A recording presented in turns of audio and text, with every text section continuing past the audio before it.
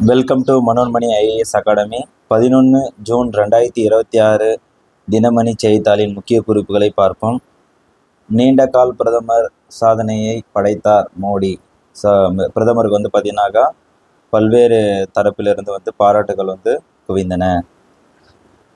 மத்தியில் தேசிய ஜனநாயக கூட்டணி அரசு 2014 அமைத்து 12 ஆண்டு ஆட்சியை நிறைவு செய்தது 10ஆம் தேதியுடன். அதன் பிரகாரம் பார்த்தீங்கன்னாக்கா இந்தியாவிலேயே அதிக நாட்கள் பிரதமராக இருந்த பெருமை பார்த்தீங்கன்னாக்கா நரேந்திர மோடியை சாரும் அப்படின்றத குறிப்பிட்டிருக்காங்க. அதேமாரி 2047ஆம் ஆண்டுக்குள் வளர்ந்த இந்தியாவை கட்டமைக்கும் பிரதமர் மோடியின் தொலைநோக்கு பார்வைக்கு குழு ஆதரவு அளிப்பதாக தீர்மானத்தில் குறிப்பிடப்பட்டுள்ளது. பார்த்தீங்கன்னாக்கா இந்த தேசிய ஜனநாயக கூட்டணியான பாரதிய ஜனதா கட்சி பார்த்தீங்கன்னாக்கா கூட்டணியில் அது மட்டும் இல்லாமல் கூட்டணி கட்சி எல்லாருமே பார்த்தீங்கன்னாக்கா 2047க்குள்ளே பார்த்தீங்கன்னா வளர்ந்த இந்தியா, அதாவது வளர்ந்த இந்தியாவுக்கு பார்த்தீங்கன்னாக்கா துணை புரிய வேண்டும். அதுக்காக எல்லா கூட்டணி கட்சிகளும் துணை புரியும் என்று குறிப்பிடப்பட்டுள்ளது. ஜூன் 10ஆம் தேதி இயக்குனர் பாரதிராஜா மறைவு, வயது 84. பிரபல இயக்குனர் அப்படின்றத பெருமை பார்க்குறோம். இதை பற்றிய நியூஸ் பின்னாடி பார்ப்போம். சமூக நீதித்துறை அமைச்சர் வன்னி அரசு. இந்த தாவேகா அமைத்துள்ள அரசில் ஒரு முக்கிய குறிக்கோளாக இருப்பதில் ஒன்று, வரும் 5 ஆண்டுகளுக்குள் மனைப்பட்டா இல்லாத நிலையை உருவாக்குவதே இலக்கு என்று தீர்மானித்து அதற்கான திட்டங்களை வகுத்து வருகிறோம் என்று சமூக நீதித்துறை அமைச்சர் வன்னி அரசு தெரிவித்துள்ளார். தேசிய இயற்கை விவசாய இயக்கம் மற்றும் பாரம்பரிய விவசாய மேம்பாட்டு திட்டத்தின் கீழ் கொண்டு வரப்பட்டு இயற்கை விவசாயம் ஊக்குவிக்கப்பட்டுள்ளது. இதன் அடிப்படையில் 12 ஆண்டுகளில், அதாவது 2014 12 ஆண்டுகளில் விவசாயத்துறைக்கு பார்த்தீங்கன்னாக்கா பட்ஜெட் ஒதுக்குனாங்க இல்லையா விவசாயத்துறைக்கு. அதன் மூலம் பார்த்தீங்கன்னா 5 மடங்கு அதிகரித்துள்ளது அப்படின்றத குறிப்பிட்டிருக்காங்க. தமிழக எல்லைகளில் மருத்துவ கண்காணிப்பு, அதாவது கேரளத்தில் பார்த்தீங்கன்னாக்கா ஷிகேலா பாக்டீரியா தொற்று பரவி வரும் நிலையில் ஷிகேலா பாக்டீரியா அந்த மாநிலத்தை ஒட்டியுள்ள தமிழக மாவட்டங்களில் மருத்துவ கண்காணிப்பு தீவிரப்படுத்தப்பட்டுள்ளது. இந்த ஷிகேலா பாக்டீரியா என்பது 1 கிராம் நெகட்டிவ் உள் செல்லுலார் பாக்டீரியா நோய்க்கிருமி அப்படின்றத குறிப்பிட்டிருக்காங்க. இது செல்களை ஆக்கிரமிப்பதன் மூலம் தொற்று நோயை தொடங்குகிறது மற்றும் பெருங்குடல் மற்றும் மலக்குடல் எபிட்டிலியத்தில் தீவிர வீக்கத்தை ஏற்படுத்துகிறது. 10 முதல் 100 உயிரினங்களின் வரிசையில் குறைந்த தொற்று டோஸ் நோயை உருவாக்க போதுமானது. பரோல் வழங்கும் நடைமுறை. உயர்நீதிமன்றம் புதிய முடிவு. பரோல்னா என்ன? அதாவது பரோல் அப்படின்றது ஜெயில் கைதியாக இருக்கக்கூடிய ஒரு நபர் தன்னுடைய ஜெயிலிருந்து பார்த்தீங்கன்னாக்கா குற்ற வழக்குகளில் தண்டனை பெற்று சிறையில் இருக்கும் கைதிகள் பல்வேறு காரணங்களுக்காக பரோல் கோரி சென்னை உயர்நீதிமன்றத்தில் வழக்கு தொடுக்கின்றனர். அதாவது எதனா ஒரு காரணம் இருக்கலாம். அதை பெற்றோர்களுடைய இழப்பாக இருக்கலாம், இல்லை குடும்பத்தினுடைய இழப்போ, இல்லை முக்கிய நிகழ்வோ, ஏதாவது முக்கியமான நிகழ்வுக்கு பார்த்தீங்கன்னாக்கா பரோலில் கேட்பாங்க. பரோல் பார்த்தீங்கன்னாக்கா ஜெயில் கைதி தான் அந்த பர்மிஷனில் வெளியே இருப்பாங்க. அது குறிப்பிட்ட நியர்பை அது கோர்ட்லேயோ இல்லை போலீஸ் ஸ்டேஷன்லேயோ பார்த்தீங்கன்னா டெய்லியும் கையெழுத்து போட்டுட்டு அரசு என்னது காவல் மற்றும் அதாவது காவல் அதிகாரிகளுடைய கண்காணிப்பில் பார்த்தீங்கன்னாக்கா அவங்க எப்பவுமே இருக்கணும் அப்படின்றத தான் பரோலில் விடுறது.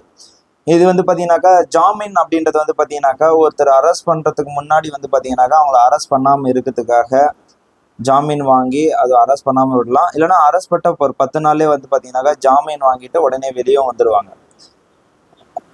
தங்களுக்கு விதிக்கப்பட்ட தண்டனையை எதிர்த்து உச்சநீதிமன்றம் அல்லது உயர்நீதிமன்றத்தில் மேல்முறையீட்டு மனு தாக்கல் செய்யும் போது அவர்களுக்கு உயர்நீதிமன்றம் பரோல் வழங்க முடியுமா என்பது குறித்த வழக்கை விசாரித்த உயர்நீதிமன்றம் 2 நீதிபதிகள் அமர்வு மாறுபட்ட தீர்ப்புகளை வழங்குகிறது. இது பார்த்தீங்கன்னா பரிசீலனை இருக்கு. என்னன்னாக்கா இப்போ நிறைய கேஸ் வந்து வாதாடக்கூடிய இந்த சுச்சுவேஷனில் வந்து பார்த்தீங்கன்னாக்கா ஒரு சில இந்த பரோல் விஷயமா கேட்கக்கூடிய ஒரு சில, ஏன்னா வந்து கைதிகளுக்கு பரோல்ன்றது வந்து பார்த்தீங்கன்னாக்கா ஒரு முக்கியமான நிகழ்வுக்கு தான் வந்து பார்த்தீங்கன்னா பரோல் கேட்பாங்க. ஸோ அதை விசாரிக்கிறதுக்குன்னு தனியாக வந்து பார்த்தீங்கன்னா வழக்குரைஞர் வந்து அமைக்கலாமா அப்படின்ற பற்றி உயர்நீதிமன்றம் வந்து பரிசீலனை வந்து பேசின்னு இருக்கிறாங்க. ஸோ 12 ஆண்டுகள் முடிந்த நீண்ட நாள் பிரதமர் என்ற பதவியை வந்து பார்த்தீங்கன்னாக்கா பாஜக தேசிய பாஜக இந்திய பிரதமரான நரேந்திர மோடி பெற்றுள்ளார். அதே மாதிரி இந்த பாஜகவில் வந்து யாரெல்லாம் எந்த பதவியில் இருக்கிறாங்கன்ற பார்ப்போம்.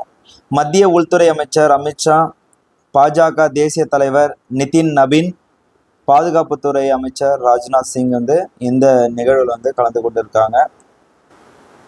நேருவின் சாதனைகளை மறைக்க முயற்சி அப்படின்றத சொல்லிட்டு பிரதமர் மோடி மீது காங்கிரஸ் வந்து சாடல் அப்படின்னு இருக்காங்க. இதுல ஒரு முக்கியமான எக்ஸாம் பாயிண்ட் மட்டும் பார்ப்போம்.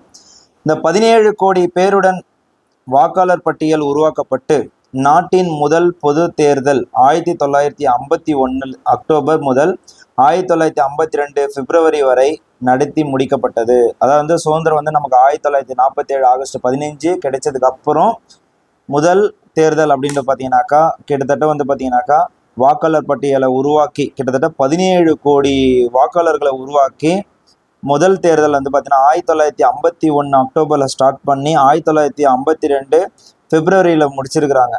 முதல் தேர்தலே வந்து பார்த்தீங்கன்னாக்கா 1947 1952 வரைக்கும் நேருவின் முதல் பதவி காலத்தில் சர்தார் பட்டேல், அம்பேத்கர், ராஜேந்திர பிரசாத், சி ராஜகோபாலாச்சாரி, மௌலானா அபுல் கலாம் ஆசாத் ஆகிய ஆளுமைகளின் முக்கிய பங்களிப்புடன் நிகழ்த்தப்பட்ட சாதனைகள் ஏராளம் அப்படின்றத குறிப்பிட்டிருக்காங்க.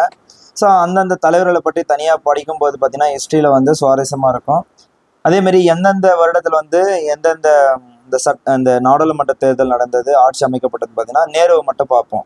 1947 52 வரைக்கும், அதான் வந்து சுதந்திரத்துக்கு அப்புறம் எலெக்ஷன் வைக்காம தேர்ந்தெடுக்கப்பட்ட முதல் பிரதமர் அப்படின்னு பார்த்தீங்கன்னா நேரு தான். முதல் தேர்தல் வந்து 1952, அடுத்தது வந்து பார்த்தீங்கன்னாக்கா 1957, அடுத்தது 1962 தேர்தலில் வந்து பார்த்தீங்கன்னா அறுதி பெரும்பான்மையுடன் நேரு வெற்றி பெற்றார். அதான் வந்து காங்கிரஸ் வந்து தனியாக நின்று அறுதி பெரும்பான்மைனாக்கா எந்த ஒரு கூட்டணி கட்சி இல்லாமல் தனியாக நின்று வெற்றி பெற்றுள்ளனர். ஆனால் நம்ம இப்போ இருக்கக்கூடிய பிஜேபி ஆட்சி வந்து பார்த்தீங்கன்னாக்கா இந்த 3 முறை பதவியேற்ற பிரதமரானது முதல் 2 முறை தன்னிச்சையாக வென்றது, 3வது முறை வந்து பார்த்தீங்கன்னாக்கா மெஜாரிட்டி கம்மியானதுனால வந்து பார்த்தீங்கன்னா கூட்டணி ஆட்சி மூலயமா தான் வந்து பதவி அவருக்கு வந்து நிரந்தரம், அதை வந்து பிரதமராக இருக்கிற பதவி வந்து உறுதி செய்யப்பட்டது. இதை வந்து யார் சொன்னதுனாக்கா கூட்டணி தயவில் தான் அவர் பிரதமராக தேர்வானார் என்று ஜெய்ராம் ரமேஷ் குறிப்பிட்டுள்ளார். எம்எஃப்ஐ நிறுவனங்களுக்கு கடன் உத்தரவாத திட்டம் மத்திய அரசு நீட்டிப்பு. அதாவது பெரிய பெரிய வங்கிகளுக்கு மாறாக சின்ன சின்ன வங்கிகளும் இங்கே வந்து பார்த்தீங்கன்னா சின்ன சின்ன ஃபைனான்ஸ் கம்பெனியெல்லாம் இருக்குது இல்லையா, அதுதான் வந்து எம்எஃப்ஐ நிறுவனம் சொல்லுவாங்க. இது வந்து நுண் நிதி நிறுவனங்களுக்கான கடன் உத்தரவாத திட்டம் 2.0 நீட்டிக்க மத்திய அரசு ஒப்புதல் அளித்துள்ளது. அதாவது இந்த சின்ன சின்ன நிறுவனங்களுக்கும் கடன் வழங்கக்கூடிய இது வந்து பார்த்தீங்கன்னாக்கா நீட்டிப்பு செய்துள்ளது அப்படின்றத குறிப்பிட்டிருக்காங்க. ஃபிஃபா அப்படின்றது பார்த்தீங்கன்னாக்கா கால்பந்துக்கான உலகக்கோப்பை கால்பந்து போட்டி வந்து வருடம் நடத்த கொண்டு இருக்கிறாங்க. 4 ஆண்டுகளுக்கு ஒரு முறை வந்து உலகக்கோப்பை போட்டி நடைபெறுகிறது. இந்த ஃபிஃபா என்னன்னாக்கா federation international de football association சொல்லுவாங்க.